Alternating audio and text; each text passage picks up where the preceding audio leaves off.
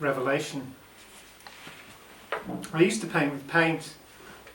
Now I paint with food. See infinity in powdered turmeric. Or a soy sauce stain. A splash of red wine. Or Lingham's 100% chili sauce. A mild piquant relish. An appetizer of delightful flavour, though problematic drying time. I use the mess of life and make it messier. Burn to bring out individual qualities of various dried fluids. But working with these remnants, am I negotiating yet another novel strategy? Or is there a chance to see beyond artifice before habit closes the door again?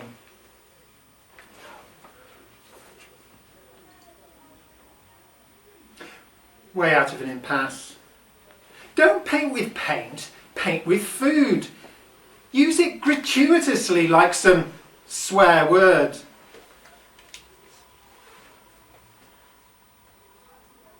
Artists, are you lost? If so, find yourself in a paper plate.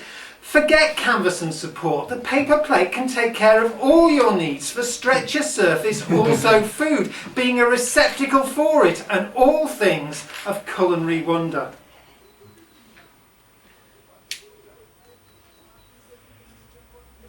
Exhibition in the market, or why I decided to burn a paper plate for art.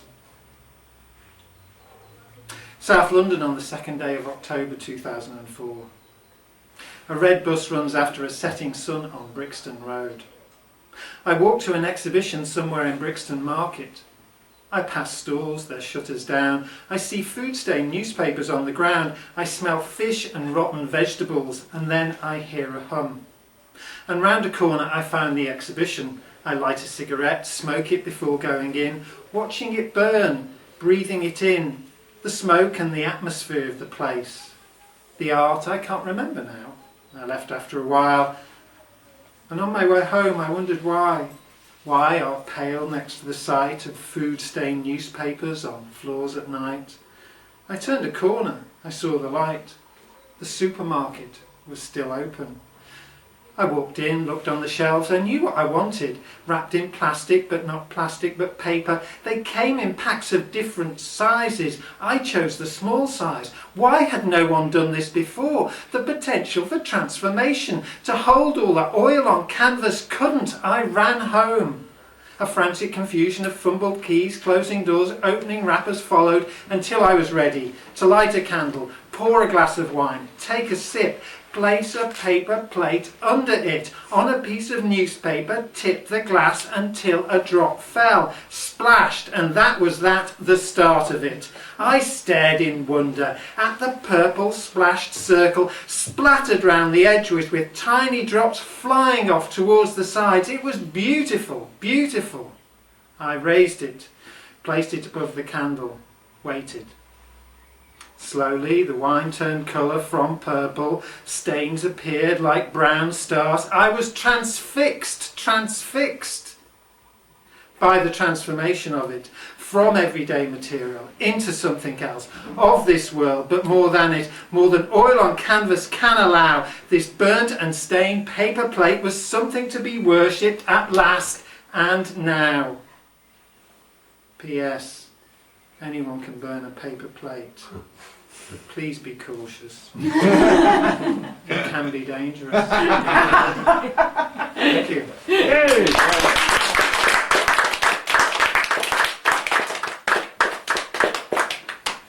So thank you very much, both of you. That was beautifully read and beautiful poems. Thank you. As normal, I'm just going to we're going to toast Steve in a moment. So we're actually going to make a bonfire out of his paper plates and suspend you over it. No. But what we normally do is ask Steve if he wants to say anything more. I don't know whether you do, but if you do, please feel free about, I don't know, the connection between the plates and the poems or whatever. But if you have any questions, if you want to ask Steve, he can't run away. If anyone has any questions, but I know sometimes people, that's the last thing that anyone wants to do. But do you want to say anything, Steve, or have you said everything you think? Or The only thing that springs to mind is that I've been working originally as an artist and then later became a poet. so when did that happen and how? After I did my art history degree and MA, So when is that? When 98, something like that. Okay. So I was part of the MA, was looking at manifestos, and then through that, Okay. part of writing the thesis was engaging in aesthetic theory, and then from that I was kind of writing mock manifestos, and from mock manifestos came poetry. And so it was a kind of thing like that, and then because of that I started burning the paper plates because I was moving out of an impasse because I was originally a traditional oil on canvas merchant. And so suddenly I was painting this stuff that I wouldn't have imagined painting 10 years ago. And then that kind of took on a momentum of its own, and then slowly the poetry then caught up. So it's a case of bit poetry, bit art, bit poetry. Yeah. And now I feel quite excited because they both seem to be doing the same thing or at the same level, which wasn't the case before. So it's quite nice. There's a kind of balance. And as I was saying earlier, there's lovely comparisons between art and poetry. The editing process in one is very different from the other, but they're similar. So there are all sorts of connections there that make the whole thing really quite enjoyable. I didn't realise that. I mean, I wouldn't, but I didn't realise that was literally the poetry came out of these kind of artist manifestos, which I know you're really into, and I didn't realise it was such a. Yeah.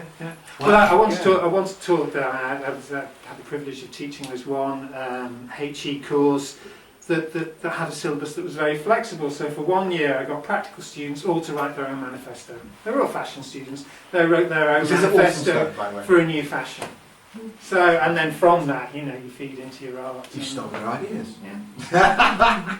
Well, I didn't. That's so interesting, and that's a really unusual. Normally people say, "Well, I've written poetry since I was 8, or when I was 50, I suddenly started writing poetry." But that connection to something like an artist's manifesto—that's a very unusual. Yeah.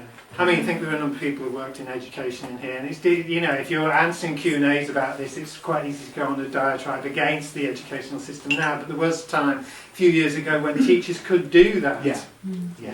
They could. There's learning outcomes